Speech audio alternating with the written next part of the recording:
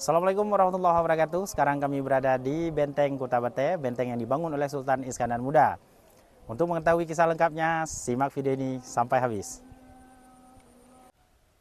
Benteng Kota Bate terletak di Gampung Mayang Lancuk, Kecamatan Merdu, Kabupaten Pidi Jaya. Situs ini berada di area persawahan di mana Sungai Merdu tepat berada di sisi timurnya. Kawasan ini merupakan area persawahan yang aktif digunakan oleh masyarakat lokal. Begitu pula dengan sawah-sawah di dalam benteng yang kini digarap secara aktif oleh masyarakat lokal untuk menanam padi. Benteng ini dibuat dari susunan batu sungai yang direkatkan menggunakan tumbukan batu kapur ataupun limestone. Bahan utama benteng adalah batu sungai ataupun batu andesit dengan bentuk dan ukuran yang bervariasi. Benteng ini berbentuk persegi dengan luas 90 kali 90 meter. Tinggi dinding benteng adalah 1,6 meter dan tebal dinding adalah 1,3 meter. Namun struktur dinding timur benteng telah rusak jatuh ke sungai karena abrasi. Keadaan ini terus terjadi sampai hari ini sehingga kondisi di sisi timur dalam keadaan sangat terancam.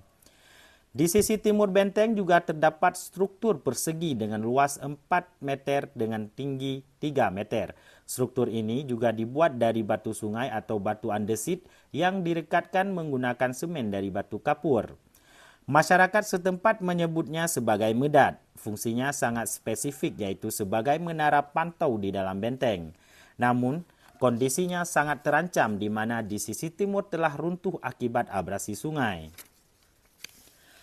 Benteng Kota Bate ini didirikan oleh Sultan Iskandar Muda pada tahun 1614. Benteng ini memiliki beberapa fungsi di antaranya sebagai pusat pertahanan, latihan militer, dan juga lini konsentrasi pasukan Kesultanan Aceh. Selain itu, benteng ini juga berperan untuk mengontrol jalur perdagangan serta pelayaran di Selat Malaka.